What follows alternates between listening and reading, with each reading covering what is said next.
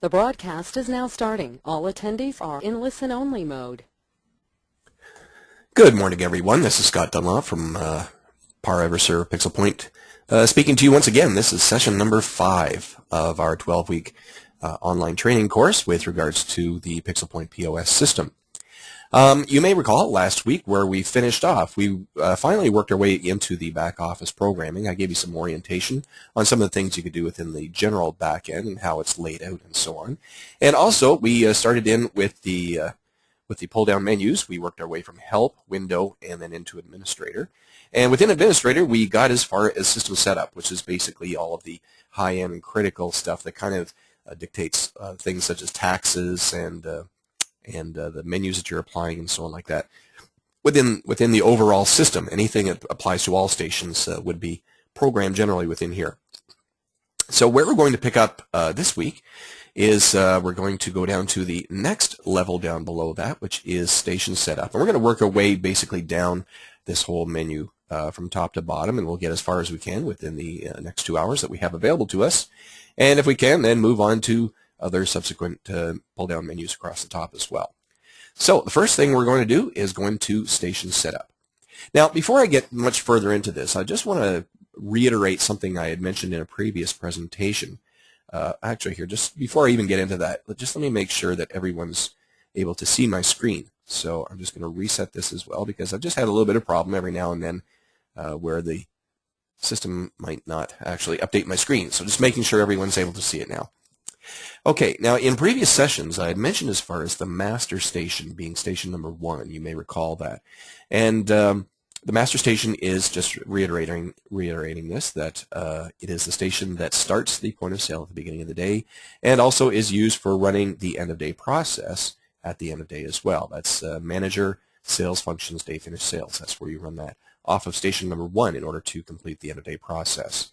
And so that being said, as you see here, we have station number 1 already programmed into the system. Now, I had also mentioned that when you are assigning station numbers, remember I had mentioned that within a dedicated server configuration, we suggest or recommend you put the back office dedicated server as station number 20, and within that, just to kind of keep it out of the way, but assign it a station number as well, and keep it away from the front end operations and any expansion that you may want to do when you're adding on other stations later on down the line. Now, if I come down to the very bottom here, this is referred to as the navigation bar. And in the navigation bar, we have all these buttons to go to the first record, the previous, the next, the last record. This is actually a flashlight, which is for search. This will refresh whatever you've got up on the screen. Also, we have insert, record, and edit as well. And then, of course, close. And so these are all the different buttons. Now, if I go to this button here that says last and select on that, take a look at the station number it took me to. So it's now station number 20. This is why we suggest specifically 20 in there, is because we already have 20 stations pre-programmed into a basic POS database. So the blank database that you start out with has 20 stations programmed into it. That is not to say that you can't go beyond 20, because I can select on the plus sign and come up and program stations 21, 22, 23, and so on like that. But within this, we have 20 pre-programmed into it, and for 99.9% of all the installs that you're ever going to have to do, this should be quite sufficient for that. All right, so coming back to this, now you'll see here, first of all, we have our station ID of 1 and station number being 1. If I select on the next record, there's 2, 3. Just notice how those little purple titles tend to change from one to the next. And what you can do here is any programming you apply within any one of these will apply to that selective station. Now, for the sake of this presentation, we're just going to focus on station number 1, because the settings are basically whatever they are that you would set for each station, but the fields themselves are always the same. Okay, so the first thing we have here is within the first tab of Station Options, we have Description, and in here it has Station 1. And as you can see, again, we have all the stations pre-programmed in there. If you need to, you can change it, but otherwise just leave it alone. Coming over to the right-hand side, we have Auto Logout in Seconds. Now, this is for those situations where, let's say you are a waiter and I am a waiter. Now, I'm not really on the ball today, and I go up to a station, I log into it, and I open up table number 1, and I place an order, and then I walk away, and I leave it on the floor layout screen, and I'm not thinking, hey, I should have logged out. And then it's a bad day for you as well, you're not really thinking, and you walk up and you select table 2 because that's your table, and you start entering in the order, and then you log out and walk away. Now, the problem is here, I now have table number 2 because I forgot to log out, you forgot to log in, and because you get busy and things are going within the floor and people aren't really paying attention all the time. And there is that rare opportunity where it may come up where one person may accidentally put a table on another person. So to help prevent that, what you can do in here is select on auto logout in seconds. And if I put, let's say, a 20 in there, that means if the station is sitting on the floor layout screen and has not been touched for 20 seconds, it will automatically log me out. So that's what that does. That just helps to prevent that circumstance from happening. Right above that, take a look at this. We have a little checkbox here that says is active. Now I'm going to refer back to a previous thing that I mentioned again as far as the stability of the PixelPoint database. You may recall that one of the things we really emphasized on was the stability of the database itself. And as part of that, we do not physically delete records, okay, which is a very important thing here.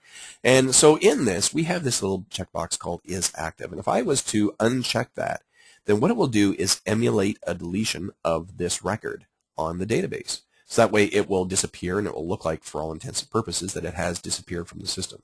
But actually the record will still exist, it just will not be visible or usable until you reactivate that. And so if I do select that by accident, here I won't run it, just to not encourage any problems for myself here. Let's say I did this on station 2. Okay, so I select on is active. I now make that inactive and I save that. Well, now, if I go back to station 1, and then I go to, I should have shown that for me there. Oh, because I need to just refresh things a little bit here. All right, I need to get myself out of this in order for the database to update itself. I'm not going to worry about that. But in any case, if I did this on most other ones, it would work as well. But bear in mind, I'm in here with the highest level of security, so this is why. But on here, if I did actually have this record not showing up, then the way to retrieve that is to select on Window, Show Active Records Only. If I uncheck that, then that will show me, wrong one. Then that will show me all records on the system, including those that have been set as inactive. And then from there, I can go to whatever section I want and just recheck that, and that record will be back again. Okay. Let me just fix this up again. There we go. And so that's what the is active field does. All right, coming down to the next level here. The first thing, I'm going to go down this left column first and then the right column. So first we have here is menu. And you'll see within here it says default menu. And on here, I can actually put in multiple menus for this thing. Now remember I had mentioned in a previous session that basically you could use one PixelPoint system for an entire food court, for example. Now, if we did do something like that, then what you could do is program each store within the food court as its own separate menu. Okay, now there's a different place that we do this. I'm just going to jump ahead briefly for a moment to show you. Under products, we have this thing called multi-menu setup. So if I do select on multi-menu setup in here, then I can actually program in additional menus into the system, and it would be applied within here. And along with this, for example, let's say it was like a KFC and a McDonald's and an A&W. So in this case, then I could have a KFC menu, an A&W menu, and a McDonald's menu, or whatever it was I mentioned. And then from here, I can have different order templates that I can assign to these things. I can create these order templates to be unique and specific to each one of those restaurants as well. And so when I select on the menu per station, then it will actually also inherit which template I'm using as well. So coming back to this, then I can choose as far as the KFC, the McDonald's, or the A&W menu in here, and then when I start up the station, it will have that given order screen showing up on it. All right, the next thing we have down here is finish forms. Another thing I can assign on a per station basis is the finish screen that shows up as well. Remember that within, we haven't come to it yet, but I can identify that within Form Designer, we can actually create our own custom forms for all kinds of different things in the system. One of them being order screens, which is the menu, but also the finish screens as well, where you go about tendering off whatever the method of payment is going to be for that transaction. And so within here, I can select on this, and I can choose from all of the different back office templates that I've got programmed into the system, and from there I can choose on the desired one I want for this station. The next one we have here is question forms. Now within this you have the option of actually having all of your forced questions show up using a preset form as opposed to the little bubble windows or the list, which I haven't shown you yet. That'll be coming later on down the line. But one of the things you can also apply as well are custom screens for asking questions as well, and that's where this can apply. Now the question templates are primarily designed for kiosk applications. Because when you're in a kiosk application, this is a self-ordering station, in which case then I've got any person who's never been trained in how to order anything on a PixelPoint system to be able to go in and place their own order. And to do that, I would need very secured and isolated screens whenever a forced question might come up where I'm asking, how do you want it cooked, or what kind of fries or salad or anything like that. And so you can set up these templates for that as well.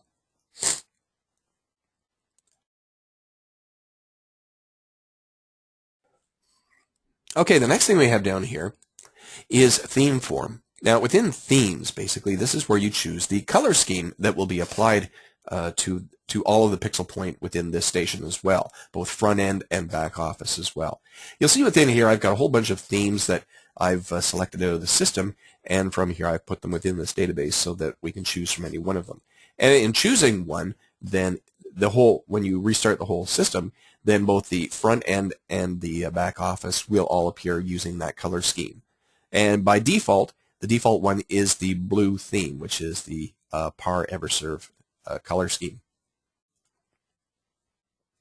The next thing we have here is floor file.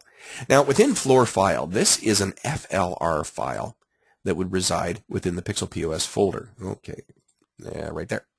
And so within here, if you scroll on down, you would find any of the FLR files that reside within there.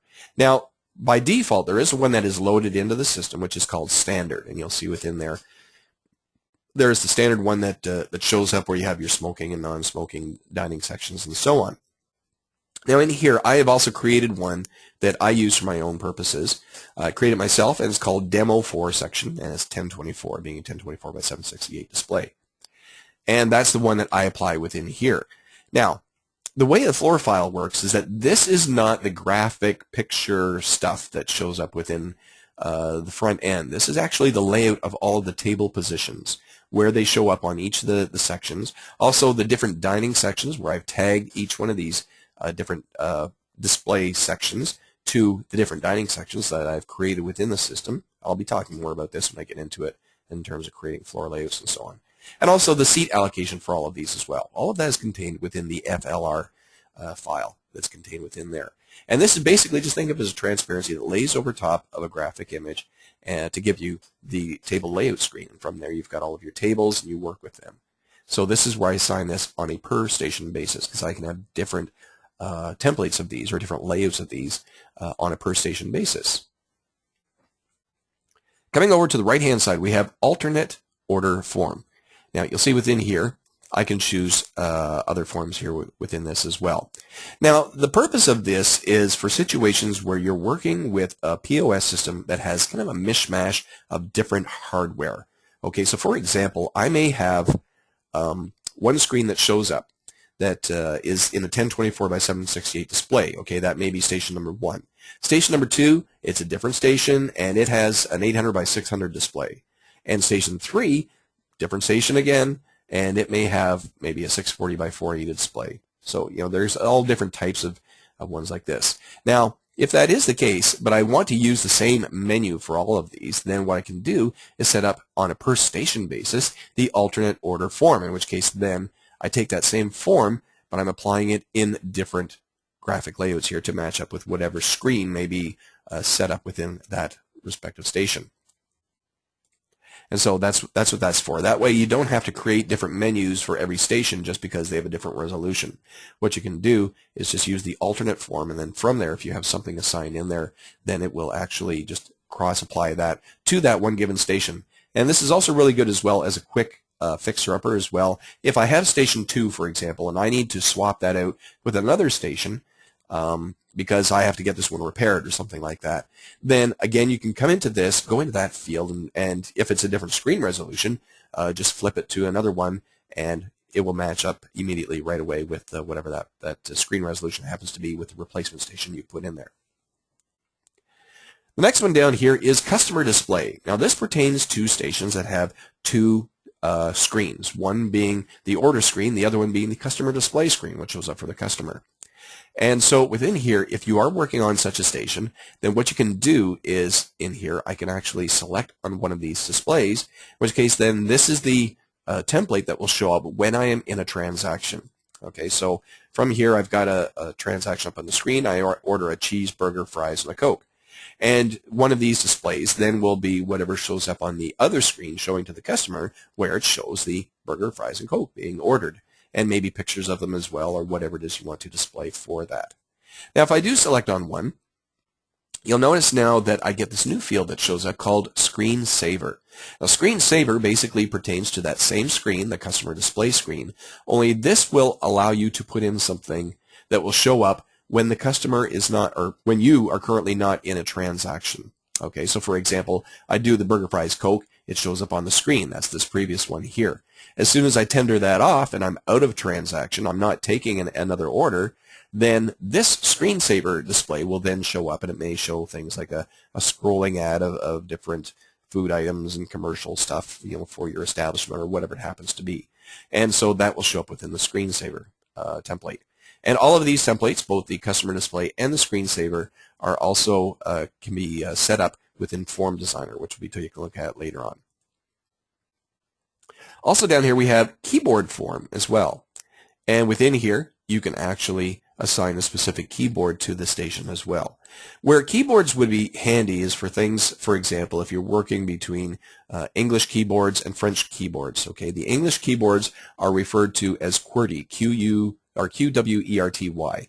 If you're wondering why they're called that, take a look at your keyboard in front of you, and you'll notice that in the top left corner, the first letter is Q, the next one is WERTY.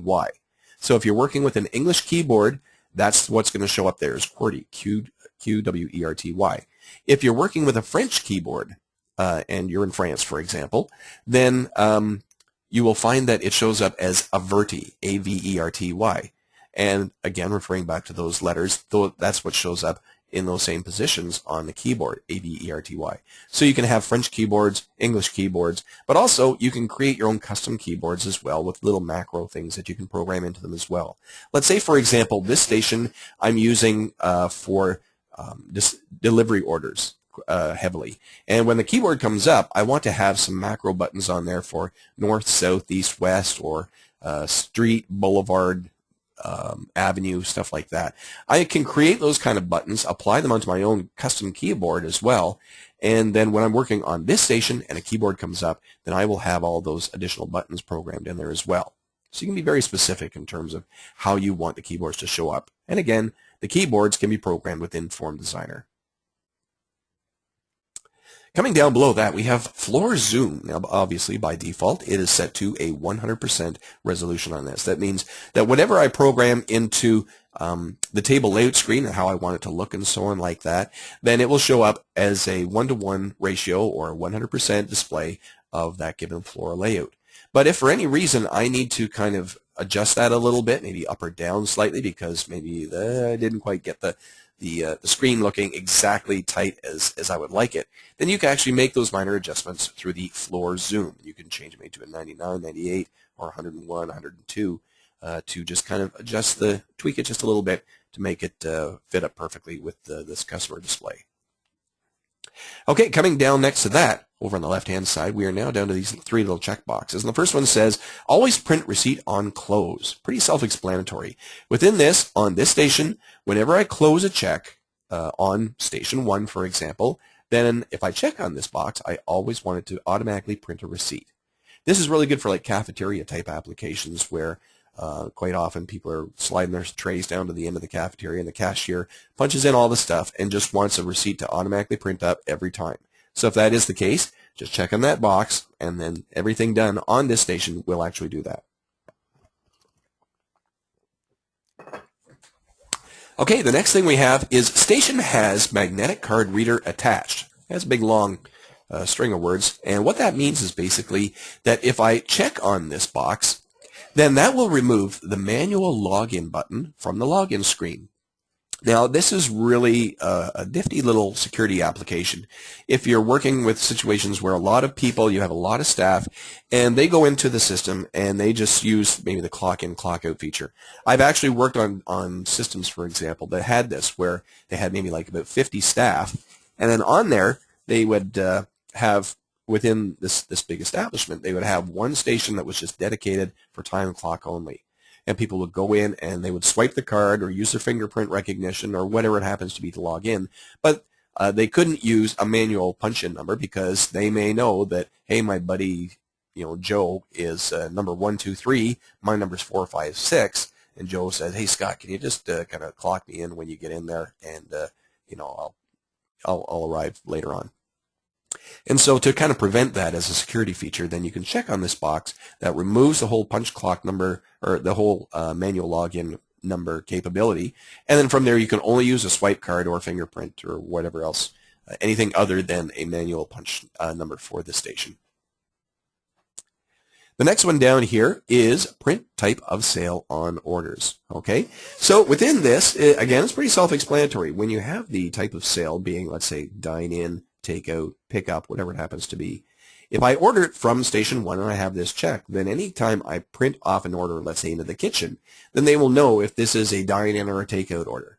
And from there, it'll be quite helpful then to identify from that. They can tell that, okay, I'm going to put this chicken in a box or on a plate, for example. Coming over to the right-hand side, we have default sale type, and then here we have dine-in. Okay, so we have all the different sale types that are available within the system here. And if this station, for example, is going to go at, let's say, the down on the floor, where all the table orders are being taken, then I would leave this as dine-in. In which case, then it'll just default to that. If you have a button set up where you can toggle between it, no problem. You can always switch it around, but it will always default to dine-in. If this is going to be at a counter, for example, I'm setting the station up at a takeout counter, then I would want to set all of these up for pickup, maybe, as opposed to dine-in. Or if it's going to be at a delivery dispatch, then I may want to set it to delivery. So whatever it happens to be for this circumstance. That's where you can identify on a per-station basis what the default sale type will be. And then coming down below that, we have revenue center. Now, a revenue center is a profit center. I'll be explaining that shortly, a little more detail, in that it's the next selection to come up after this. But basically, within this, I can identify which particular revenue center this station's sales are going to apply to, or all the activity on this station is going to apply to. Okay, coming over to the next section, we have printer ports. Now, in here, down the left-hand side, you'll notice that we have all of these different titles that show up: local, kitchen, bar, and so on and so on. There are 9 of these different titles within here. And along with those, you have, off to the right-hand side, you have all of the different fields that apply to it as well. And these fields within the drop-down menu here allow you to select which particular printer it's going to apply to. Now, let's talk about these types for a moment here. These are all referred to as printer channels. Now, I'll be talking about printer channels a little more detail later on. But basically, you have all of these different modes of printing or allocations of printing that will take place on this station. Now, you'll see within here, the first one I have is local. What the heck does local mean? Local is a printer channel meaning local printing. Now, generally, when you do local printing, that means it's the printer that is local to that station or right next to it. So anything that you would normally print on that residing printer then would be a local print. Some examples of this would be, for example, printing the check, printing the receipt, and printing the credit slips, for example. Those are all local prints. Basically, anything that's transaction-oriented would be a local print. The next one down here we have is kitchen. Now, what I mean by kitchen is that when you're ordering something, if there's any items that I want to send off to the kitchen, for example, food items, then I would want them to follow on this printer channel. Okay, think of printer channels like a lane of traffic. All right, I've got a great big highway, and this highway has all of these dedicated lanes of traffic, and you can put only specific trucks on each lane. So on one lane of highway, I may have, for example, all food items. These are all trucks that carry food. On another lane of traffic, I have all these trucks that carry nothing but alcohol. Okay, so that would be the bar channel. And then I have another one that may carry, if depending on the nature of the establishment, I may have something, for example, like if we, down further, we've got dessert. Okay, so I may have nothing but trucks in this lane of traffic that's nothing but desserts, nothing but sweets and so like that. That's all it carries. So what you're doing when you're setting up all these printer channels is basically you're defining how you're going to allocate all of your printing when you place an order on this system. And then from there, it will allocate out where each of these is going to go, and then from there, it doesn't matter what the destination is, because I may have multiple destinations. I may have multiple kitchens, multiple bars, multiple whatever. And that will be determined within this screen here on a per station basis. But what you need to do is determine what are the printer channels or the lanes of traffic that you require for this given establishment. I'll talk more about that theory later on to help you through that. But right now, safe to say that we have all the printer channels showing up on the left-hand side, and then all of the fields to the right of that are pull-down menus that allow you to allocate where each of these components are going to print to. So for example, in this case, now I'm using emulator because quite often when I'm doing stuff I use print emulation, but in this case, let's say I use local 1, and I may have another printer in here called maybe a kitchen printer or a bar printer or whatever it happens to be. But in here, what I can do now is allocate out the printing destinations on a per station basis for each one of these. So I can say, for example, if I'm at station number 1 and I want to do a local print, what printer do I want to print to? Okay, a local print is like, let's say, a credit slip or a receipt. Then I want to print to printer X. And then I go down to the next one here. If I'm at station 1 and I order a kitchen or a food item or something like that, where do I want it to print to? Then within here, I can say, okay, if I order food from station 1, I want it to print to the kitchen printer. And if I order a bar item from station 1, where do I want it to print to? And in here you allocate which printer it's going to go to, and so on. And so that's how you go about doing all that. I'll explain more of that in printer theory later on when we get down to network printers and so on. Okay, coming over to the right-hand side, we have advanced options should be 1. What the heck is this? Now, many people look at this, they kind of scratch their head and ignore it. So let me just kind of explain what this whole thing is. These are all different functions that are activated pertaining to printing, which is set up on the left-hand side.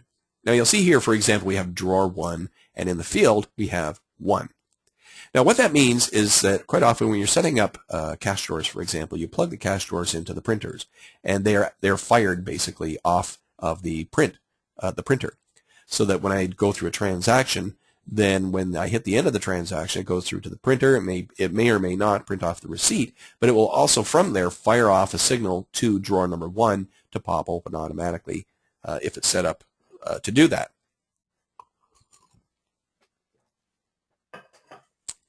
And so within here, you'll see I've got drawers 1, 2, and 3. PixelPoint allows up to 3 cache drawers per station. And in here, I've got them all set up to fire off the local print. How do I know it's the local print? Because in the field to the right of it, I have 1 representing the first printer channel. So for example, if I change this from a 1 to a 2 on this, then that means that the way I've got it set up right now is that drawer number 1 will pop open every time I print to the kitchen, as opposed to doing it at the end of the transaction. Okay, so that's how that you go about changing that, and what it really does is basically these are all set up to fire based on the local print, the signal that goes across for a local print job on that. Now, it's not to say that all this stuff is going to happen, because you may not have all these different components programmed into the system. But if they are set up as such, they will be fired whenever you do some kind of printing to a local print job. So that will involve opening cache drawers, the receipt printer, all right, so printing the receipt, charge slip printers as well. All right, now a charge slip printer is for charge transactions, and within here a slip printer. What this is basically it's a printer where you take the blank receipt. Okay, this is kind of an older system. It's pretty popular in Europe right now still, and you slide it into the receipt printer, and then from there it goes chunk chunk chunk like this, and it prints off the contents of the receipt on that given piece of paper that you just slid within there. And so that's what a slip printer is. And then we have report printer as well, where any reports that are done, such as cash out and end of day and stuff like that, also generate from there as well. So if I wanted all my reports, for example, rather than print on station 1, if I put in a 2, then they will print off on station 2 when it comes to doing cash outs and clock outs and stuff like that. Okay, the next thing we have over here is fonts. Now, within fonts, this pertains to anything within PixelPoint. Not so much the order screens, actually not at all within the order screens in terms of the buttons that you set up and so on. That's all handled through Form Designer. But any of the PixelPoint stuff, which is, for example, like the blue bar that you have across the bottom and up the right-hand side, any of the contents within there, or what shows up on the keypads, for example, anything of that nature. That's all determined by these fonts defined within here.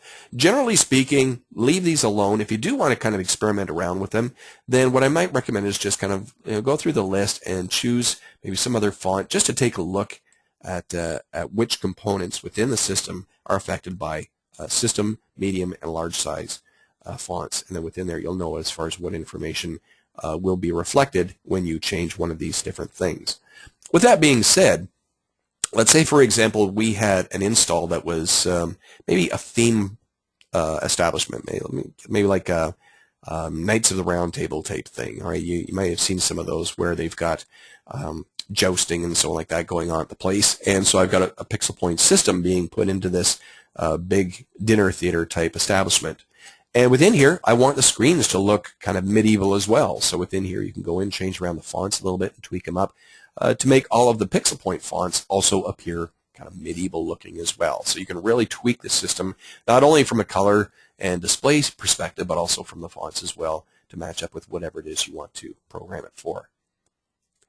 Okay, the next thing we've got here is the Advanced tab. So this is the Advanced tab for specifically station number 1. Now let's first of all start down the left-hand side and take a look at all the things we have here. The first thing it has is station price level. And within here, by default, it shows as use schedule pricing. Now, this is one of 4 areas where you can actually apply different price levels on to the system, one of them being on a per station basis. Now, if I take a look at the drop-down on this, you'll see I've got all these other things that show up within here. Now, let's say, for example, if I choose Force Price E, okay, that means that when I go into program, let's say my cheeseburger, for example, I've got 10 price levels that's available to me. And I can make price level A is $2.99, price level B is $3.99, price level C is $4.99, and so on. For whatever reason I may want to do that, I can do that. Now, on a per station basis, I've designated this as price level E, which means whatever price shows up for that cheeseburger in price level E within product setup, then that will apply across to this station. It will force price level E. And so this way, if I have, let's say, different pricing based on sale type or within the revenue center, or maybe just for no reason at all other than I feel like doing it, then I can actually have different pricing on a per station basis for the same item. So this way, if I order the cheeseburger on station 1, I pay one price. If I order it on station 2, I pay a different price. We'll talk more about price levels and the other price level settings as we get to them within the back office programming. Okay, the next thing we have here is warehouse depletion. Now, I don't want to get too deep into inventory right now because we will be getting deep into inventory when we actually hit that particular topic. But within here, picture for a moment, we have a big entertainment complex. And in this entertainment complex, I have 3 revenue centers, okay? And a revenue center is basically a profit center, or kind of think of it like its own separate restaurant, so to speak. So in this, I have 1 being Scott's Nightclub, 2 being Scott's Family Restaurant, and 3 being Scott's Dining Lounge or something like that. And within each one of these, I have stations. I have 3 stations in each particular restaurant. Okay, so in the first one, I have stations 1, 2, and 3. Now, within here, when I'm setting up the stations themselves, I can identify that within here, I am actually pulling all of my inventory from a very specific warehouse. Okay, I may have different warehouses in this establishment. Now, a warehouse can be anything from an actual, like a walk-in refrigerator or an actual warehouse to something as simple as like a bar refrigerator and a bar counter behind a bar, for example. And if I have 5 bars in this establishment, then each one of them is set up as its own separate warehouse where they manage their stock levels, their inventory levels of their liquor and their beer and so on like that. Okay, again, I'm trying not to get too deep into inventory, but still kind of explain what I'm talking about here. In any case, so let's say I have a bar and it's in revenue center number 1. And in this, I set that up as a warehouse. Then what I can do is if I have stations 1, 2, and 3 set up within that same room, then I know that when I order a beer from station number 1, it's going to pull from that respective warehouse or bar, and from there it will deplete that stock by 1. Now, when I get to stations 3, 4, and 5, they're in another location, and they're pulling from another bar or another warehouse. And in there, if I order, let's say, a beer from station number 5, it will now pull from a different warehouse. Okay, so this is how you go about allocating the depletion of warehouses, especially where liquor is concerned. Where if I'm at station 1, I'm pulling from this warehouse. If I'm at station 5, I'm pulling from another warehouse. And each of those warehouses is basically a different bar. The next thing we have down here is quick order table number. Okay, what the heck is a quick order table number and what's the point of it? I want you to picture for a moment, I actually have a PowerPoint presentation, but I don't want to really deviate from where I am right now. So I'm just going to keep it brief and simple on this. A quick order table number is the 30,000 series of tables. Okay, when I say that there's no limit to the number of tables you can program into a PixelPoint system, I really mean that. The reason being is that we have allocated tables 30,000 up to 32,000 as tables that do a very specific function with respect to the operation of the PixelPoint system. And that has to do primarily with drive-through windows. Okay, so on this, for example, I want you to picture in your head for a moment we have a McDonald's. And then in this McDonald's we have a long counter, and on that counter I have 4 stations, stations 1, 2, 3, and 4, going left to right. Okay, you've got that in your head right now. Now off to the left-hand side, just behind that, we also have a drive-through window. And that drive-through window also has a station. That's going to be station number 5. Okay, so on the left-hand side, I got stations 1, 2, and then on the left side behind them, I have station 5. On the right-hand side of the establishment, I have another drive-through window. That will be drive-through window number 6, okay, because you'll have a station there as well. And so I have on the right-hand side stations 4, 5, and 6 being that drive-through window. Now, when you're setting up all of your different stations, what you can do is you can actually do some filtering on these particular stations, because when you save an order within a drive-through establishment, then you want to make sure that each window is picking up the proper orders. Okay, so for example, I have dual drive-through windows coming across, and a guy pulls up to the window on the left-hand side, and he says, "I'd like a cheeseburger." So he orders the cheeseburger. Now that order may be taken from stations 1 or 2, because generally if you ever worked with quick order establishments, you know that it's not necessarily the person at the window who is taking the order. Sometimes it is, sometimes it's not. It may be another person who's walking around with a power pack and they got the headset on, and they'll be working at stations 1 or 2 taking those orders. And so they'll take it on, let's say station 1, and they'll save the check. Then the car pulls up to station number 5 and he wants to pay for it. So station 5 will see it up on the screen, so he selects on that, and from there pays for the order. Now the problem is that in a dual drive-through situation, you have 2 windows going concurrently at the same time. And that can be very confusing, because now I've got a guy on the other side who ordered a chicken sandwich. So when the 2 cars pull up, you may not know, did you order the cheeseburger or the chicken sandwich? And so to help filter those out, what you can do is set up this quick order table number filtering for these given stations. On the left-hand side, I have stations 1, 2, station 5 at the back. I would set up each of those using this field here with, let's say, 30,001. There we go. Okay. Which means now what's going to happen is that when I save a check on the system, it's going to save it to a specific table number, being 30,001. And I would set this up on stations 1, 2, and 5 with that same number. So what's going to happen now is that the order will save across to that table, and then when you try to retrieve a save check, it will look specifically to table 30,001.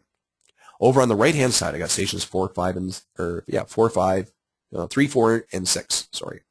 So I got stations 3, 4 at the front counter and 6 at the back. And again, I've got the same situation going on with a person with the headset and so on like this. And so on there, I would set up each of those as table 30,002. So this way, when the chicken sandwich order is saved on the system, it will be saved to table 30,002. And from there, they will be able to retrieve it that way. Now, why do we do 30,001, 30,002? Why not 3001, 3002? The reason being is that the 30,000 table series has been hard-coded into the system to be auto-split check tables, which means every time you save something to that check, it will automatically create a split. Okay, think about split tables now, okay, split checks and so on, and the split check screen that I showed you in the previous section. Now, within here, when you're working with a drive-through type application, every time you save a check, basically it's a quick service environment, and you want a whole string of these things saved across in the system, and then you select them off, and you bump it off, and select it, and bump it off, and so on. And this is how you keep the transactions rolling through.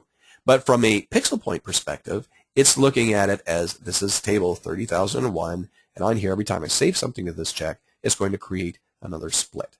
And so that's what that represents. I hope that wasn't too confusing, but that's about as simple as I can make it under the circumstances. Basically, if you're not doing a drive-through, don't worry about this. But other than that, what this allows you to do is just do save check filtering by station. And you can group them together that way. Okay, the next thing we have down here is print receipt reminder message. So basically, self-explanatory within here. Whenever you print a receipt, then this reminder message, it's a little bulletin that will show up on the screen and say smile and say thank you or whatever it is you happen to program in there. If you leave it blank, then no message will show up. Kiosk employee. Now, one thing that we haven't come to yet is talking really about kiosk applications. I did mention briefly within station setup earlier with regards to force questions and so on. But in here, let's talk about a kiosk application. Okay, a kiosk is basically a self-ordering station. You have it, let's say, sitting out in the hallway of a mall. Okay, and you've got your restaurant set up in the mall and so on, and you want to allow customers to be able to place their own order. So going to this kiosk, they walk up, and it says, touch the screen to place an order. You touch the screen, and then from there, boom, boom, boom, boom, you walk through the screens and you place an order. Now, from a PixelPoint perspective, we need to change this around a little bit. The reason being is that typically, if you're going to create a check on the system, you need to first log in so that we know who this check belongs to. And it's just a security feature. And then from within there, you can go about placing your order and do whatever it is you're going to do. Now, in a kiosk application, people don't know as far as what is the login code to do this, and they certainly aren't going to try and log in in order to place an order. All they're going to do is touch the screen, and that will take them to the order screen, and from there they can place an order. So that can be anyone. So we have to tell PixelPoint in this case that we want to automatically log into the system as whoever it happens to be. Stream is not, okay, sorry guys. All right, just took notice of this. Let me just get back into here.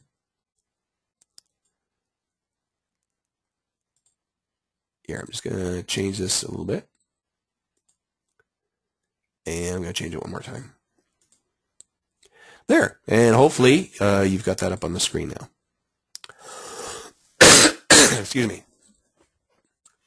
Okay. And so coming down here, if it's still a problem, just send me another question. Just let me know that it's still not working. Okay, but you should see my mouse moving around now. Okay, so getting back to kiosk employee. This is an employee who will automatically log in the system. Okay, so if I have an employee in here that I designate for kiosk, then I would create that employee, and I would call it a kiosk employee or a kiosk station 1 if I got multiple kiosks and so on like this. And then from there, you put that in there. So that way, this will identify that whenever someone accesses station number, whatever it happens to be that you're working on, then it will automatically log into the system and allow you to place an order. So that's what that does. I'll talk more about kiosks later on as we get into Form Designer and so on. Coming over to the right-hand side, we have all these little check boxes, and I'm just going to walk through each one of these, but I'll kind of keep it a little high level instead of getting too technical on these. The first one we have here is play animation on the main screen. Okay, you know the really cool EverServe logo that comes up with all the sparkles and stuff like that. And if you find that you're getting a little tight on resources because a little short on memory or this processor speed is not all that great or whatever, then actually what you can do is just uncheck this box and it will replace that little flash presentation with a static EverServe image. Coming down below that, disable save get check function. Okay, one of the things that we have within the front end, especially if you're into like a quick service environment, is there will be a button down at the bottom. We didn't really get into this because we didn't do a lot with quick service, but in there, there is a save button. So I place an order, boom, boom, boom, boom, boom, and then from here, normally if it's a burger place, it's a burger cash, you do something like that. But if for any reason I want to save the check, like in a drive-through environment, for example, then I may want to save it. And then if someone, either myself or someone else, is going to retrieve a saved check in a quick service environment, then they would have a get button down at the bottom, and they would select on that to get the check.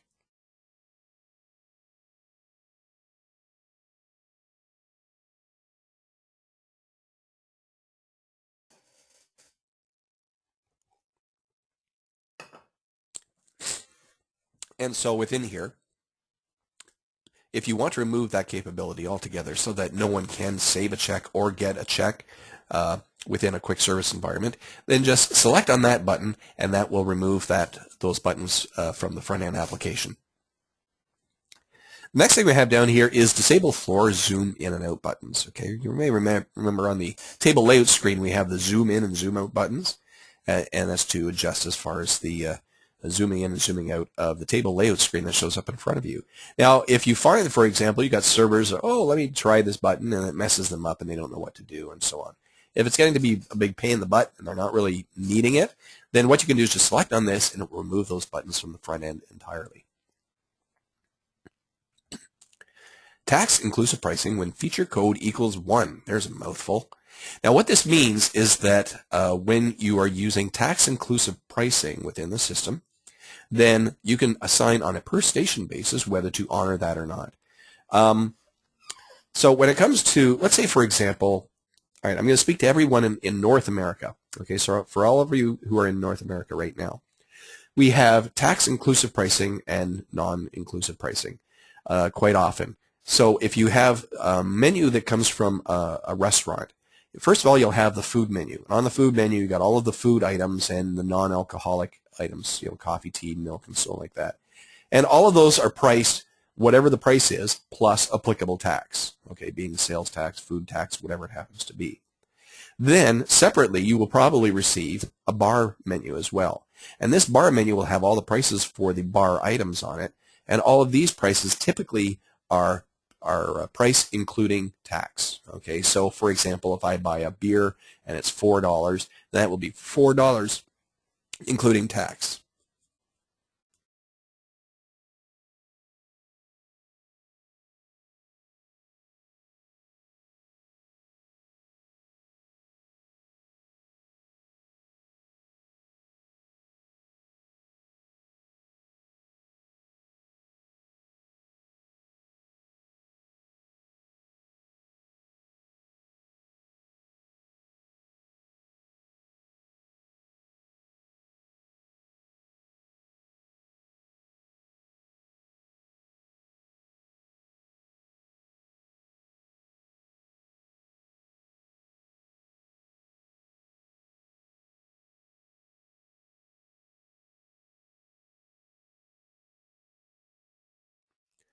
Sorry about that, guys. I'm just battling a bit of a bug still.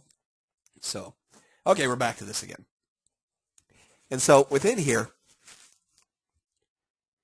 within tax inclusive pricing, that means that if I am going to use tax inclusive pricing on this particular menu, where I've got my $4 beer and I want it to include the tax and so on, there's actually a field called feature code that you can program into product setup. And in there you can put a different bunch of numbers in this thing to do a wide variety of things. We'll be talking about that later on. But in this, if I do set it up so that it is tax-inclusive pricing, let's say for that beer, I can dictate on a per-station basis which one is going to honor.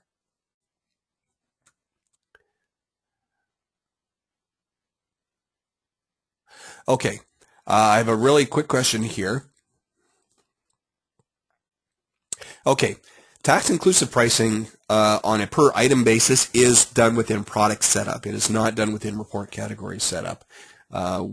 We did consider that, but we found that quite often there were always exceptions to the rules. So we chose not to go that direction, just left it as it is on a per-product basis. Excuse me. So with that being said, when you are into product setup and you go into feature code field in there, and I'll show you where that is later on. Then in there, you can put in the feature code for that on a per item basis. But on here, then I can dictate, excuse me, if I order a beer from station 1, I pay one price, which is, let's say, price including tax. Hang on.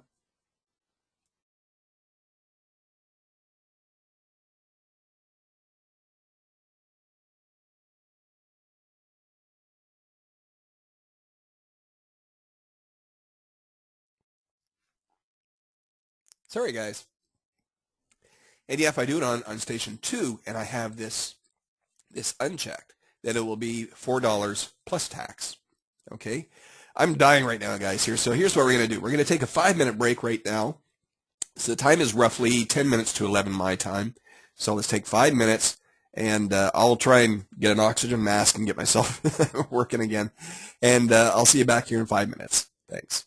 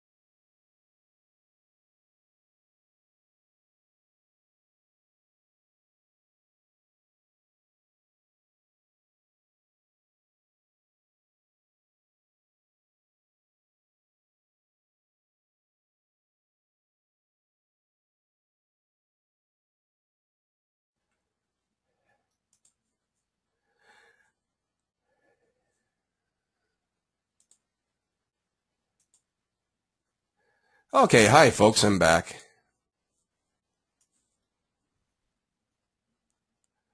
So I just want to apologize for that.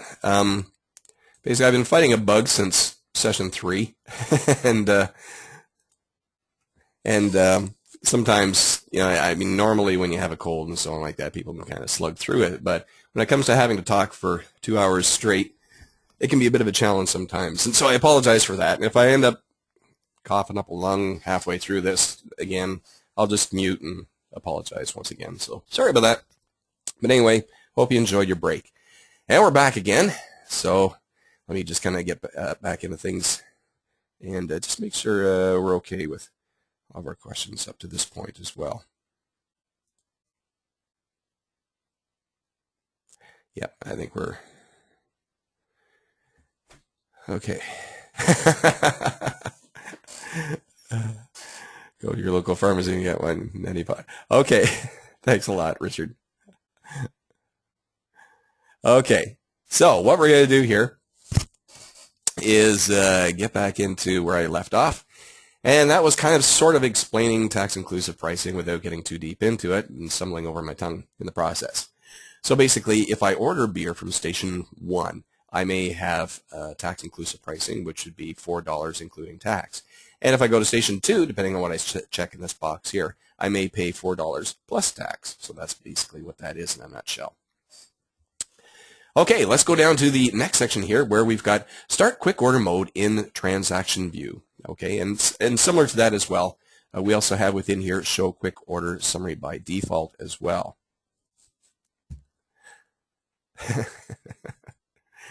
Thanks again, Richard. Okay, so within here, all right, so when you're in quick order mode, okay, so for example, if I log into station number 1 and I'm set up for quick order mode. Now, what that means is that typically when you go into the station, it'll come up with a blank check up on the screen, and I go burger, cash, and every time I hit cash, then it returns me back to a blank check up on the screen, or beer cash, beer cash. But if I may be, for example, Scott the bartender who's working in the type of establishment where I'm working with a lot of tabs, for example, or I'm also dealing with open tables, and I may want to retrieve, drinks that were sent to table number 4 or table number 6 and so on like that. I may want to actually work from the transaction view mode. Now, I don't know if you remember this or not back. If you refer back to, I think it was session number 1 or 2, in there I talk about transaction view, where it's a transaction view button on the right hand side of the table layout screen. If you select on that, you come up with the 2 windows where it shows you all the open checks that are on the system, and from there you can review those checks and retrieve them that way, but they're within a quick service type view. So within these 2 settings here, I can actually set up how they're going to start up by default on the screen. So if I'm a type of bartender who I'm working with those types of tabs, rather than have a blank check up on the screen all the time, I may want to have this view up on the screen. And then from there, I could choose on an existing check, or I can just open up a new check. And in either case, then I can work from the transaction view as opposed to the table view or just working with blank checks. Coming down below those, we have Disable Transaction View in Floor Layout. Well, basically what that does is just takes that transaction button and removes it from the table layout screen altogether, so they don't have that capability from this station.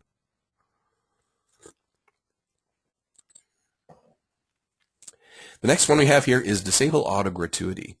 Now, one of the things that we kind of went into in the last session was within system setup, where we were talking about auto gratuity, where if the number of customers is greater than or equal to, let's say, 5, or if the amount of the check is greater than or equal to 100, then automatically apply a 10 or 15% gratuity or something like that. Now, what I can do within here is select on a per station basis to remove the auto gratuity. So let's say, for example, this was the takeout counter, and this station was on that takeout counter.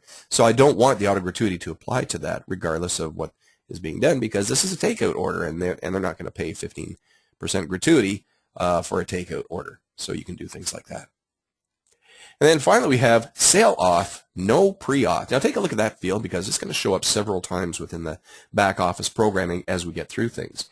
And within here, Sale Off, No Pre-Auth means that when you are using the integrated credit authorization on the PixelPoint system, if I pay for this thing by credit card, for example, then any credit card transactions done on station number 1 will not require the application of a tip. It will automatically force through as a $0 tip when going through the credit authorization process. This is really good for situations where you have like a gift shop, for example, right? Not so much food service, but a retail type shop or something like that where I can buy a newspaper and a pack of gum. I wouldn't tip the person for doing that. Or if they sold me a shirt, I wouldn't tip them for doing that. In which case then I can select on a per station basis to identify that any charge transactions done on this station, if that is checked, will not require tipping to be applied to it at the end of the shift or at the end of the day. Receipt setup. Now this is on a per station basis if you're going to override the general one. Now before I get into this, I want to show you I'm going to jump ahead for a moment. Within general setup, we have this thing here that says receipt setup. And in here, this is where you set up the header and footer that shows up on the guest checks or on the receipts when you print them off. And so in here, for example, I've got PixelPoint Restaurant, 123 Walnut Street, Any City, California, blah, blah, all that kind of stuff. And so when I print off a check, that's the title that's going to show up on my checks, and then all the contents underneath from there.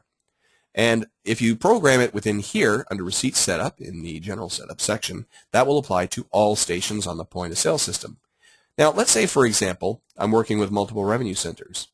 Okay, so I got McDonald's, Burger King, and KFC. So if that is the case, then I would not want maybe a McDonald's receipt header to show up on my KFC restaurant. Or if all of them need to have a separate, their own unique header for that, then what I can do is on a per station basis, I can go into receipt setup, and by checking on this little box, I can then override that programming that's done within the general setup, receipt setup function, and this will override that on a per station basis. And in here then I can actually pop in as far as the unique header and address and so on like that, or footer for that given establishment. I'll talk more about all of these codes and all this later on when I get into general setup, just because that'll give me something to talk about later on. Now also within here as well, we have receipt layout as well.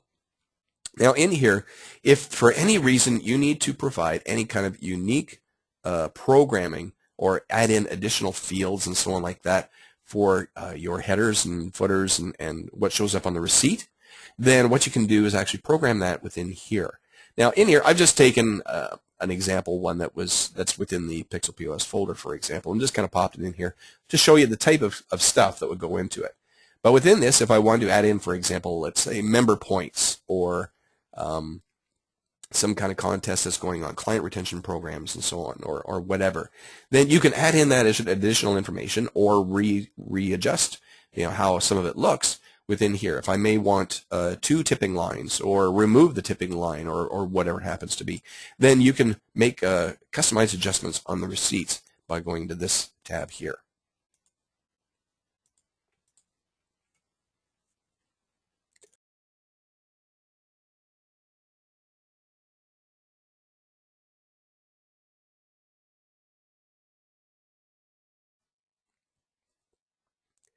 Okay, so that was station setup, everything within there. As you see, there was a fair bit to it, and fortunately, not all of the screens require so much programming as system setup and station setup. Those are the 2 heaviest ones.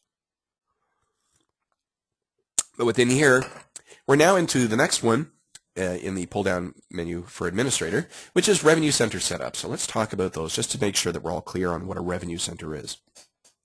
A revenue center is a profit center. Picture for a moment we're doing a PixelPoint system in a hotel. Now in this hotel, I've got a little coffee shop, and I've got a nightclub, and I've got a bar/lounge as well.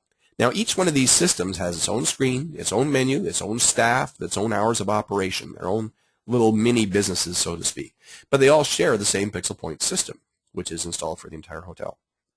So if that is the case, then I can set up each one of those as their own revenue center. And from that, I can allocate out the employees and the stations and the menu items and so on like that to each one of those. And so when it comes to reporting what the sales were for each one of them, then I will get reports that divvy them up appropriately to their respective revenue center. And I can see what each one of them has done and how well and so on.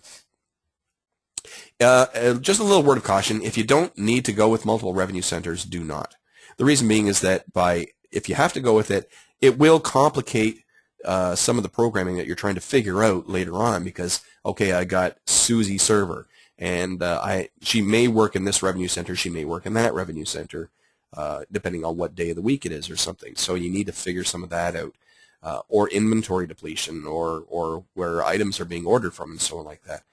So if you don't need to go with multiple revenue centers, don't. Just stick with the one if at all possible. The next thing we have here is sale type setup. Okay, so sale type of sale. Okay, so we have different types of sales that you can program into the system. You can add in additional ones, and there's no limit to the number of types of sales that you can apply into a PixelPoint system. Taking a look in here, we have a few by default: catering, delivery, dine-in, drive-through, pickup, and quick service. And you can put in additional ones as well, such as maybe like a room service, for example. Now, on any one of these, here I'll just kind of flip on down to dine-in because that's kind of the one that we normally kind of work with typically anyway. So in here, I have the sale type of dine-in. Okay, so there's the description of it. The next thing we have down here is sale type price level. Okay, remember I was talking about price levels just in the station setup earlier, and that was the first of 4 areas where you can apply a price level. It's by station. I buy a cheeseburger on station 1, I pay one price. Buy it on station 2, I pay a different price. In here, you can base it on sale type rather than by station. So on here now, I can set up price levels within here. So this way, again, a very typical example of this would be when you go to a hotel. And if you go down to the restaurant and you order a cheeseburger, you pay one price. If you order it through room service, you're going to pay a different price because there's going to be a lot more added on to it as well, for delivering it and so on. It's always more expensive if you use room service. So if that's the case, I can set up price level by sale type within here. So if it's room service, I pay one price. If it's dine-in, I pay another price. Coming down the left-hand side, we have some check boxes here. And the first one says, allow sale type on web. This has to go with web to go. Okay, so if it's going to be a web-based ordering system, I can determine within here what sale types I want to permit. Typically, when it comes to web-based ordering, it's either pickup or delivery. Okay, so if that's the case, then you would identify that those are the sale types that you want to have made available for web-based ordering. But there may be other sale types as well that we haven't considered for circumstance X, whatever it happens to be, where they want to include other sale types for web-based ordering. So in this case, then you can go about checking on that, and that will allow you to allow or disallow whether you want that sale type available for web-based ordering.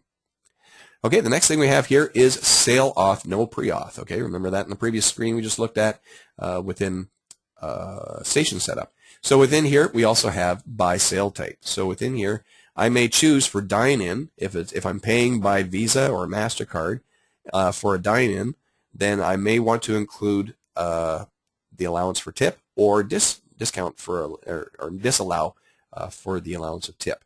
So in this case, you can set on a per sale type basis, in which case then that will determine whether tipping will be required or not. Enforce member. Okay, so for this sale type, for example, now for this one, I really don't need to force a member onto the check. Okay, but I may need to do that, let's say, for a delivery. Because on a delivery, I need to have a name, an address, and a phone number, and so I know where to deliver this particular item.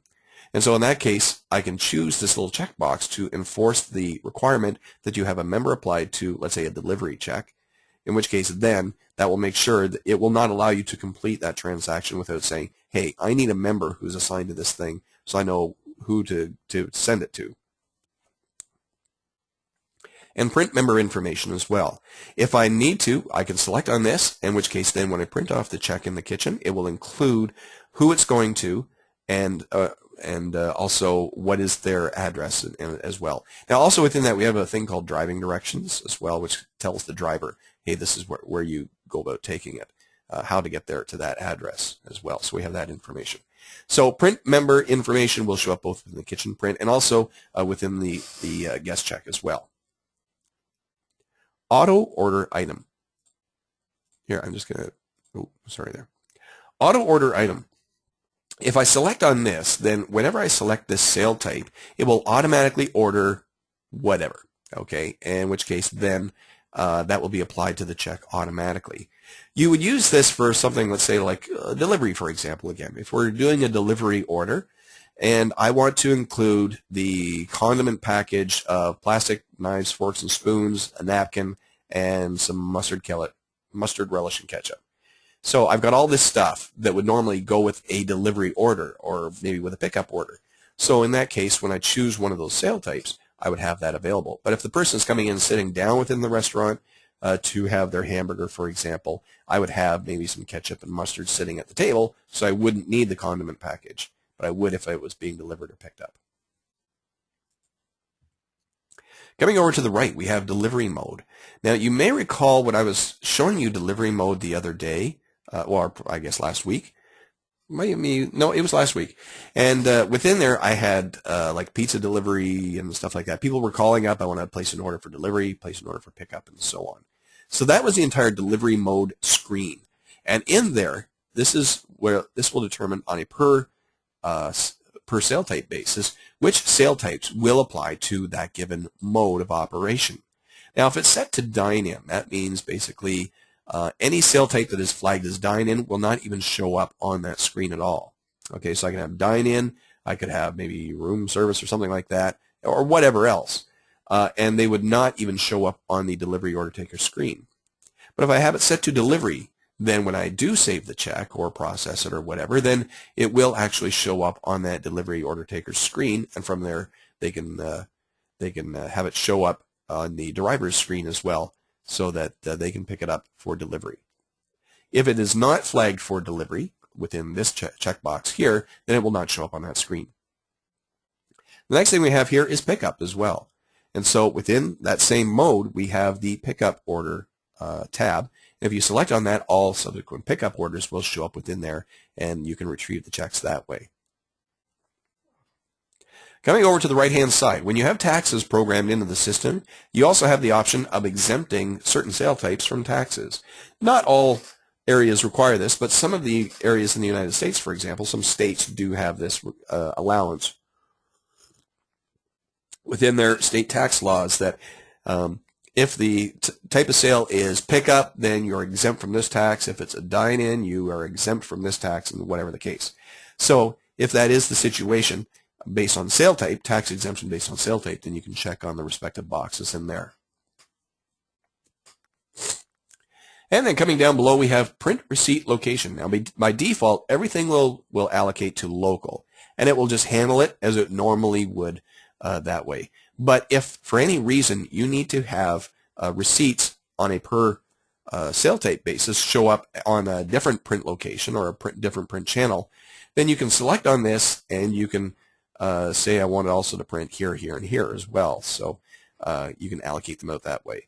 An example of this, okay, let's say, for example, I've got a sale type of banquet. All right.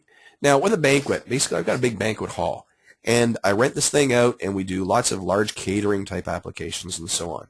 So a transaction for a catering type application, I may have people come in, they're spending $20,000 on a meal, where they've got 300 people coming in, and I've got all kinds of stuff that's being allocated out to it and so on. Now, when it comes to actually paying for that, you might have a problem, your customer might have a problem with the fact that, okay, they're paying me $20,000, and all I can provide them is this chintzy little receipt, as you know, the same one as I use for a hamburger. Not really that classy. So they may actually want to set up something a little more elaborate and have it print on a special printer and something like that for their receipt. So if that is the case, on a sale type of, let's say, banquet, for example, you can have it allocated, the receipt allocated to a different printer in that case. And then coming down to the bottom here, we've got the image as well. So we've got the sale type image, and we provide you with images, but you can also replace them with your own custom one. Just select on Load Image, and then from there you can load in any images that you want to identify that particular sale type.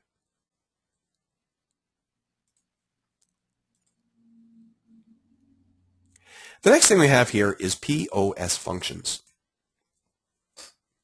POS functions pertains to all of the menus that show up within the front end. And I don't mean the menus that you program, but the menus that are available to you for general operations. Okay, I showed you manager function menu and also the sales function menu as well when you're within a transaction. Now let's say coming over to Manager for a moment. You may recall that in the front end, if you hit Manager, then you come up with this this bubble window, and on here we've got all these buttons that are available into it. That's this window that shows up in front of you right now.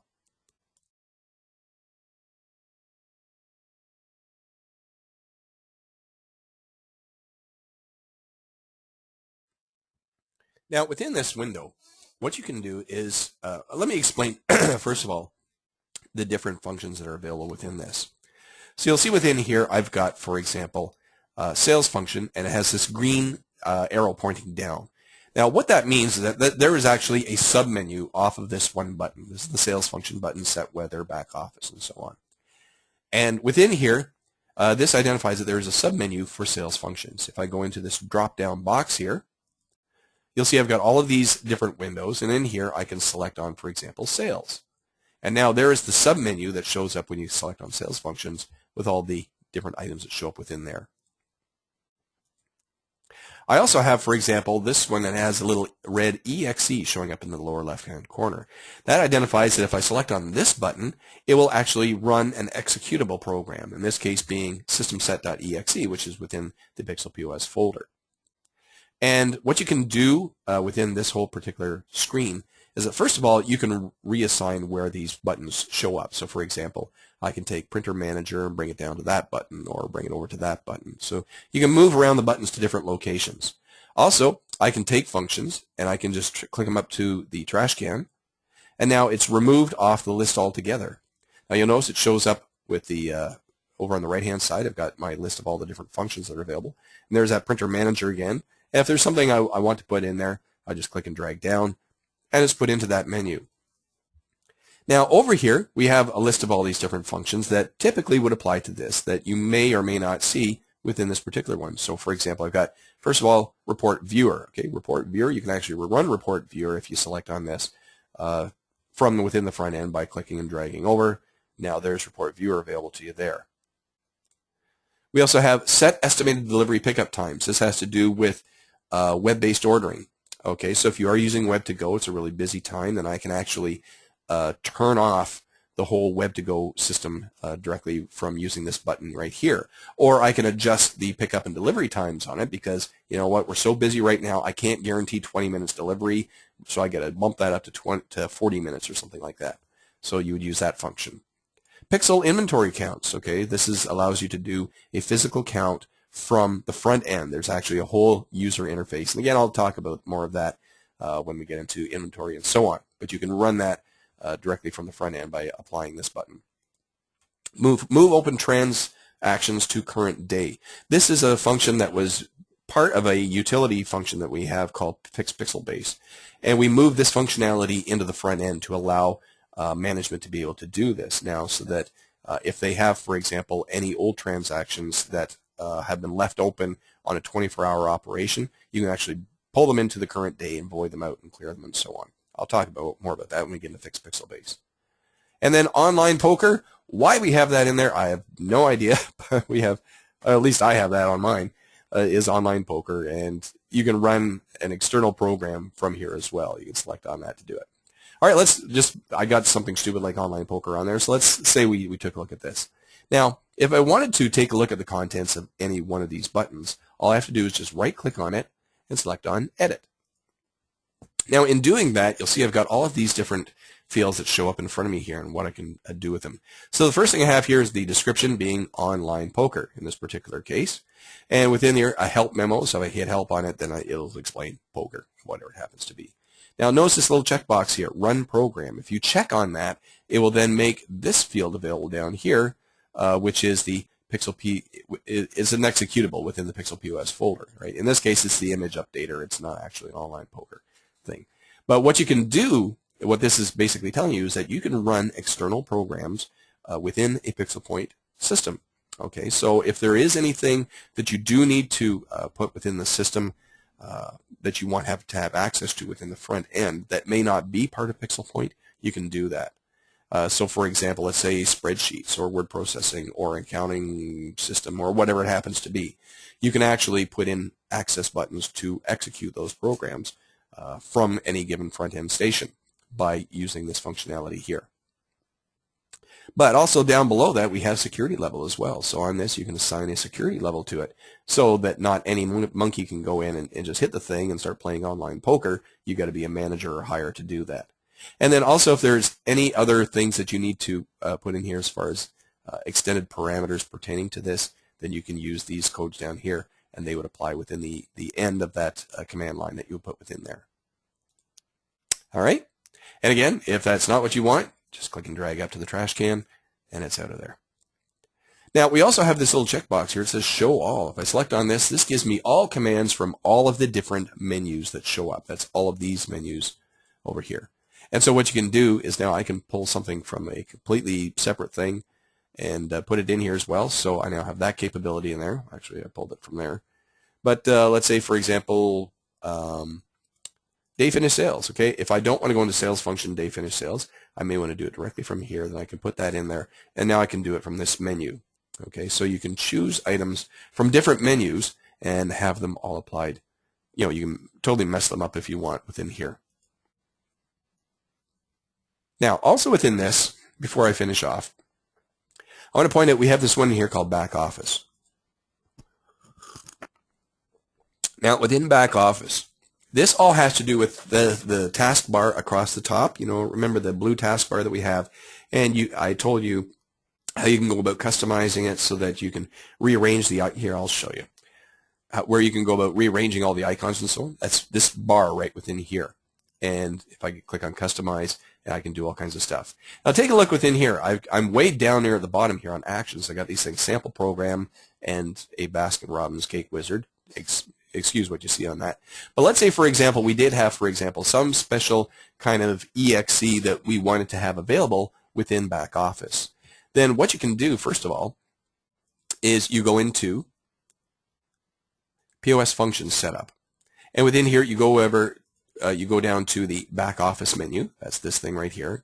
And from here, right-click, New Function, and in here, I can run whatever program I want to run and have that available within here. All right, so here is an example of one right here.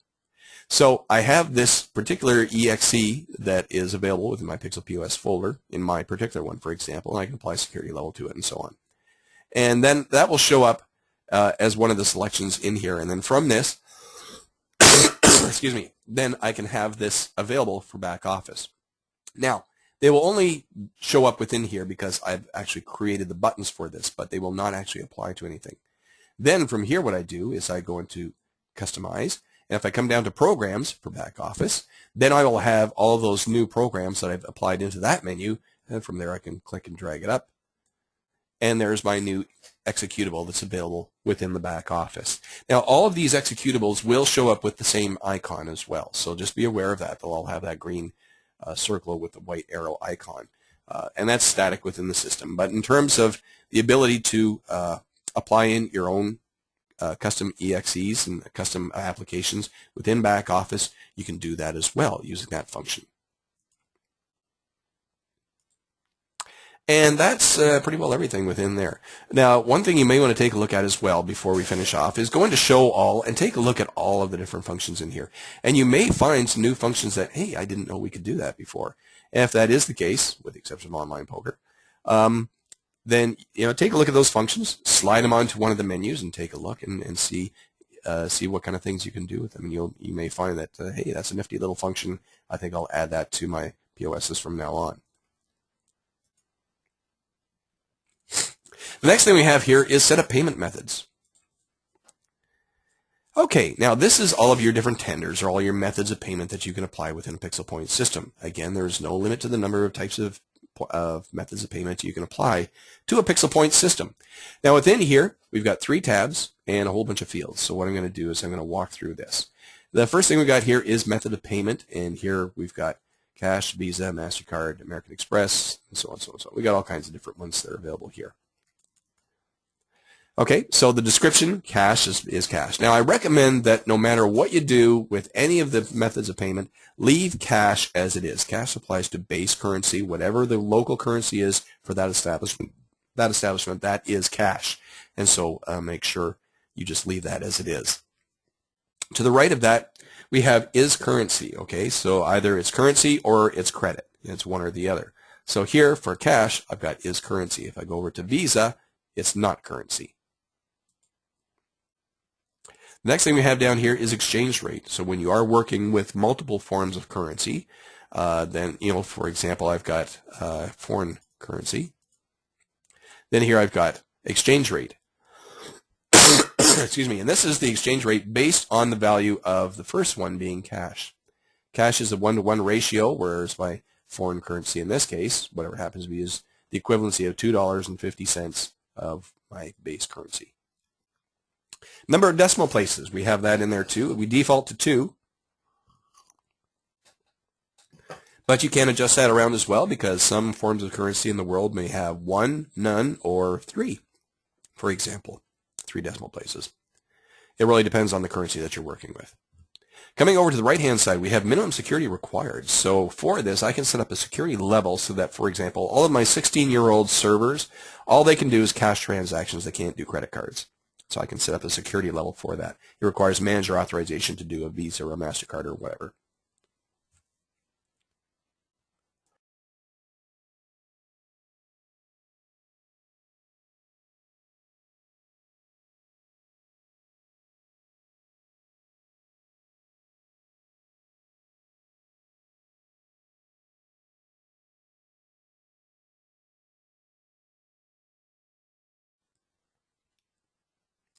Now, along with that, we have percent employee tip surcharge. 3 equals 3%. What does that mean?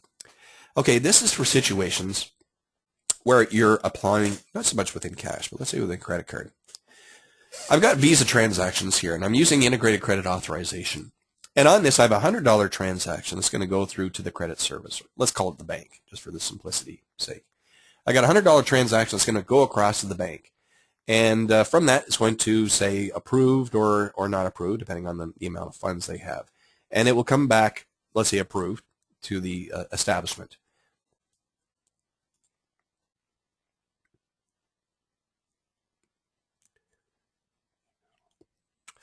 Could this work with liquor sales by age as well?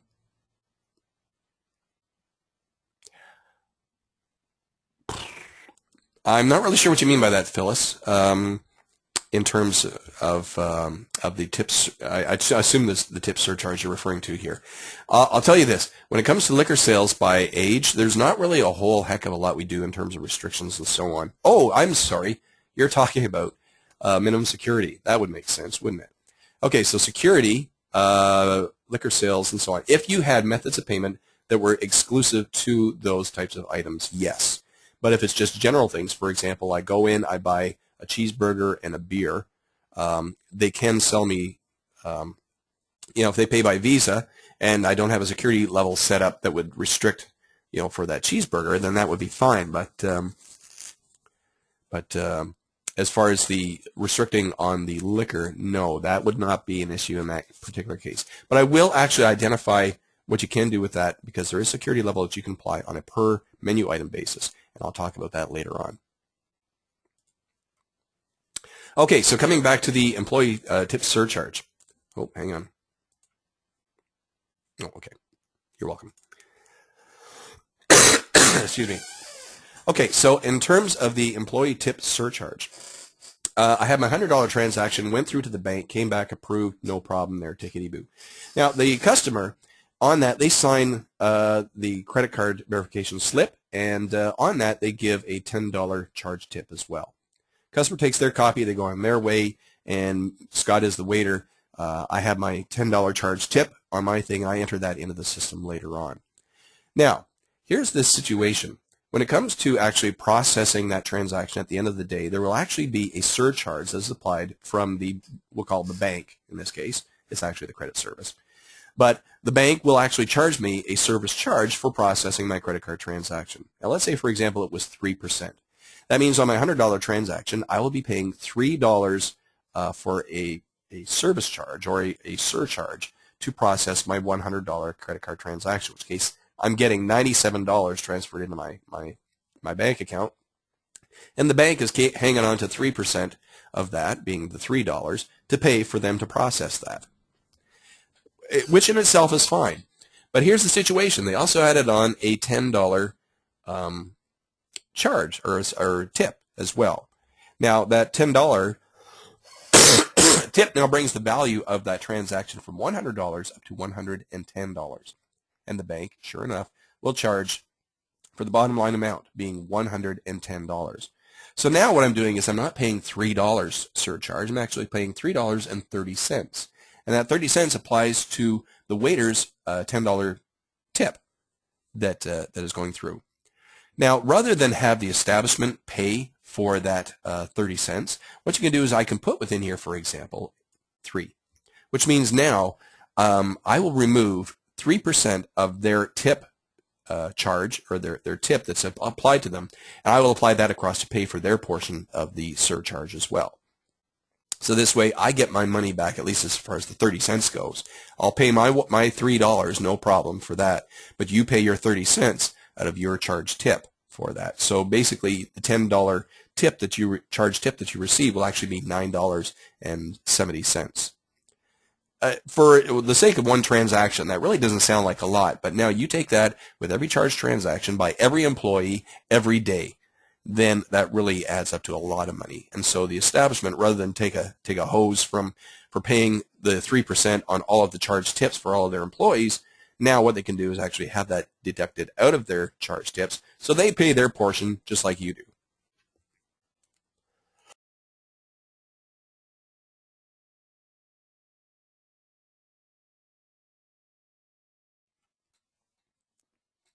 All right, coming down the left-hand side, we now have a list of all of these different forms of authorization that we can apply. Now, I've come back to cash again, so we can take a look. First of all, we have no authorization. Cash is cash. I'll take it in any form it is. You just give me the cash and I'll take it. So no authorization is required for cash transactions. Now, if I come over to Visa, take a look down here. It's now jumped down to this selection here, which is credit card authorization, which means that if I'm using integrated credit authorization on the system,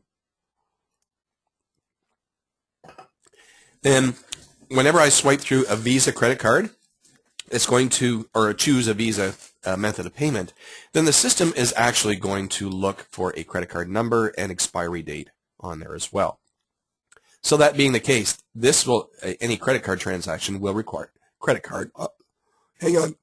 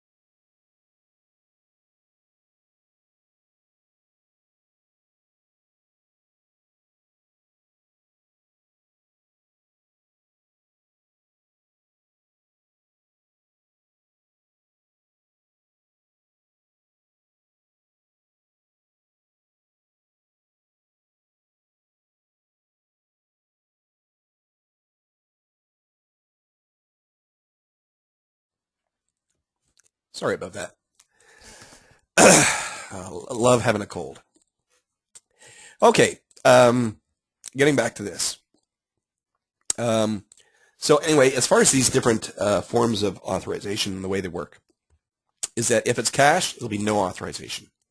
Now we also have, for example, member VIP authorization. So this way, if it's a transaction that applies to a member, and I select on this, then what this method of payment will do then is look into the PixelPoint member database, and from there look for a matching record that will match up for this. And then from there, whatever is programmed into that in terms of their balance or anything like that, it will then apply across to this. The next one we have, of course, is credit card authorization. Hang on.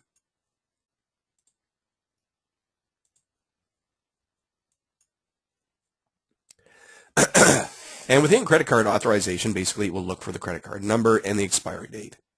The next one we have here is front desk authorization. Now, front desk authorization means that it's going to look for a room folio. This is where you're tied into a front desk property management system.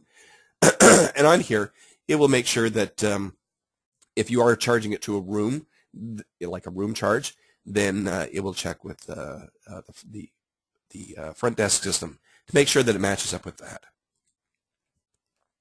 The next one is debit card. So within debit card,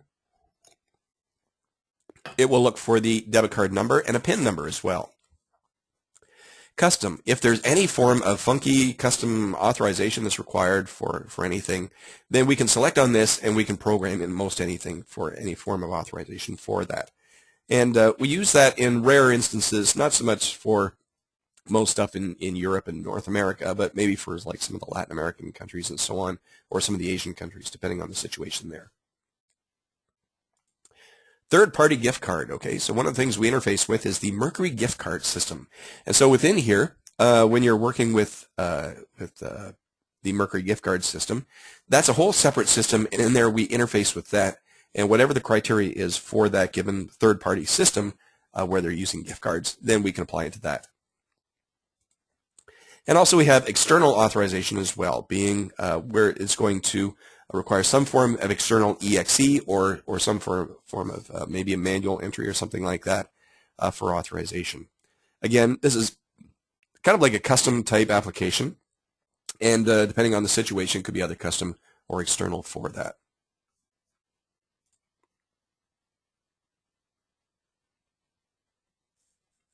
Okay, coming down below, we have card prefixes. Now, within card prefixes, this you'll see within here I've got a 4. Now, what this does, basically, it saves on the entry of a keystroke. And so on this, whenever I swipe a card, for example, it will automatically recognize, based on the prefix number that shows up in the card number, what type of card it is. It just saves you having to hit MasterCard or Visa or anything like that. So, for example, here, I'll just set this back. Oh, wrong one.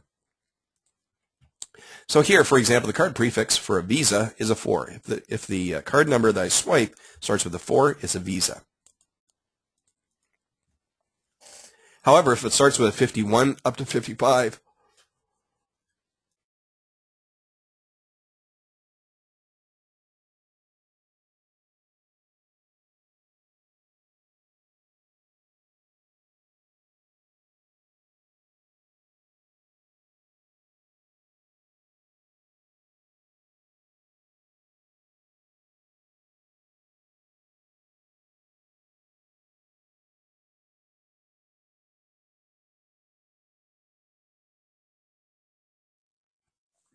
sorry folks, if it starts with anywhere from a 51 to 55, it recognizes it as a MasterCard.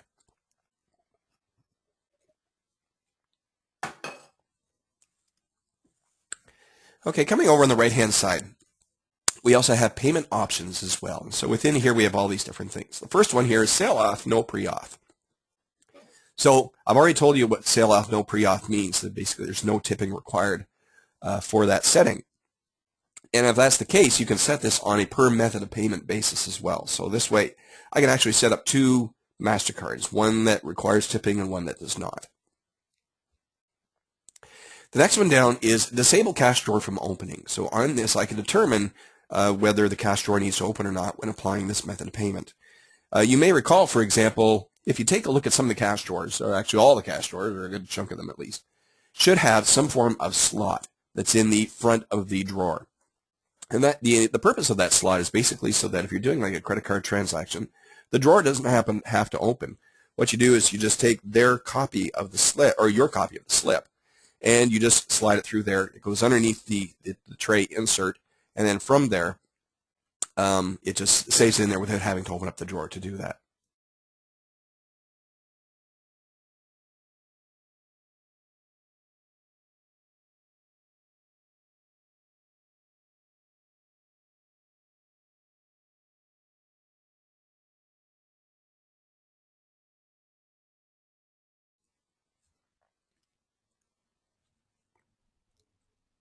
The next thing we have here is allow retip. Now, depending on the credit service that you're using, some of them allow, like credit card verification system.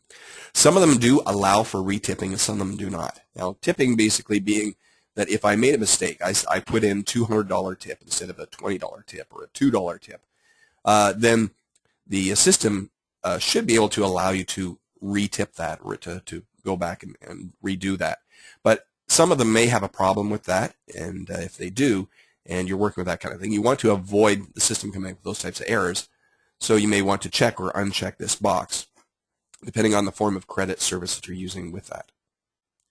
The next thing we have here is forced tender settlement.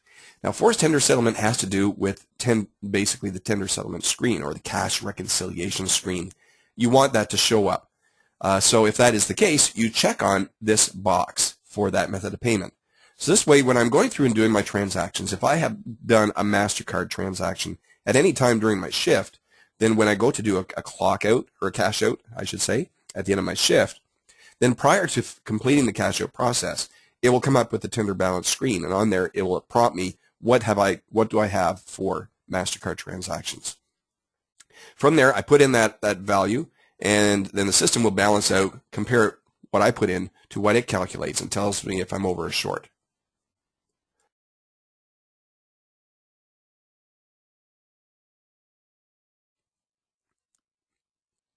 Related to that is the show calculated tender amount screen or field. Now on this, I can either make it a regular tender balance where it shows me here's what PixelPoint calculates I should have for MasterCards, and I put in whatever I count up. Or I can uncheck this, in which case it would be a blind tender balance, and I would not know what the system has calculated out until after I print off my cash out report. And then it'll tell me if I'm over or short. So it really depends on the policy of the particular establishment, whether they want the tender balance screen to show you or not what the system has. Because basically you don't want staff to, if they're over or short. Okay, so if they're over, then they'll say, oh, okay, hang on here. So I've got more cash in the drawer than what the system calculates, so I'll just pocket the $2.20 that I'm over and make it balance that way. Or they may throw in 25 cents to try and balance it up. And you may not want them to do that. You want them to be accurate in what and legitimate in what they're reporting. So if that's the case, you can leave it as a blind tender balance by unchecking that box. The next one down here is bank deposit item non-EFT?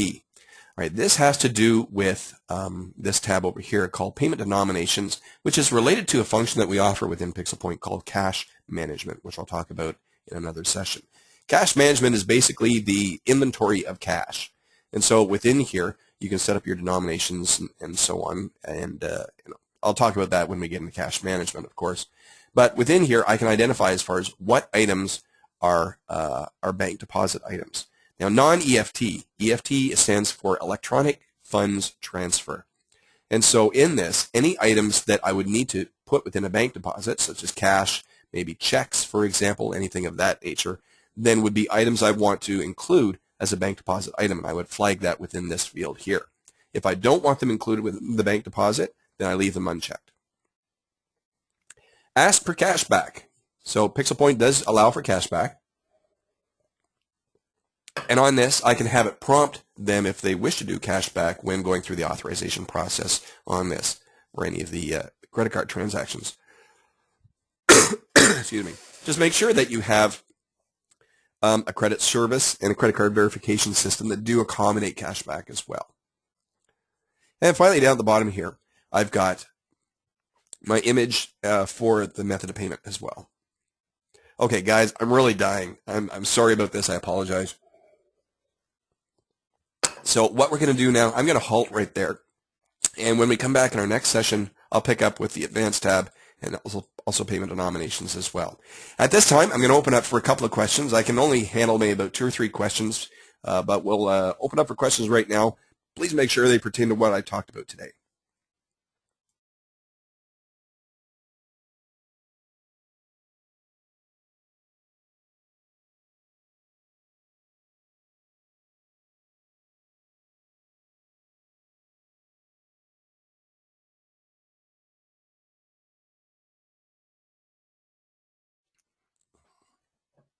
Okay, so here we got a few questions up on the screen.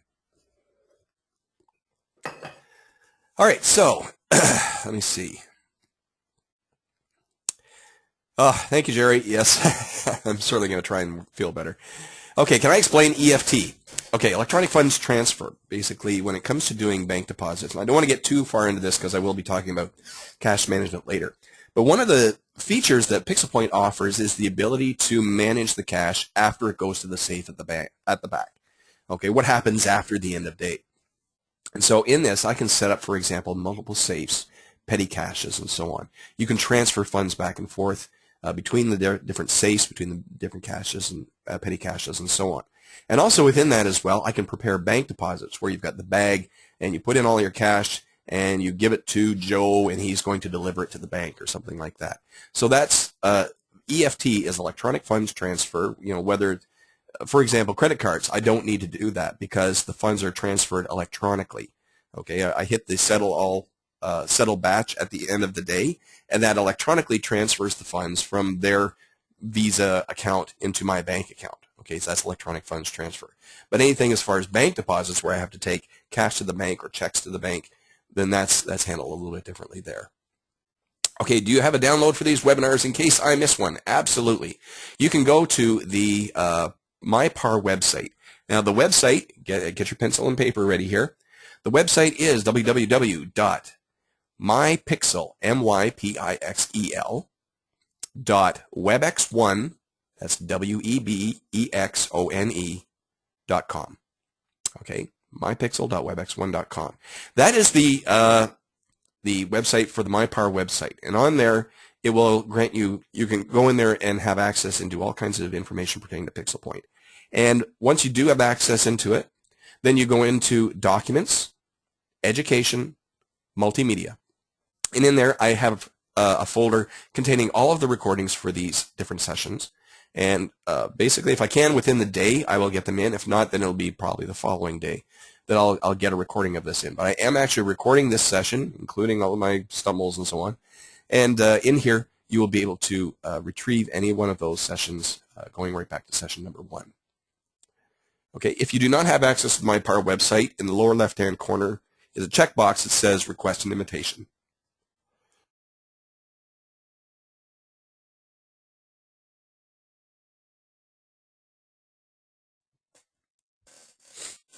And all these dramatic pauses that I've had where everything's gone silent, I've been coughing my brains out, so I apologize for that. Okay, okay, I hope you feel better. Thank you very much, Phyllis. Can a cache drawer be fired from a COM port or USB? Yes, it can. I'll talk about those later on when we get to that.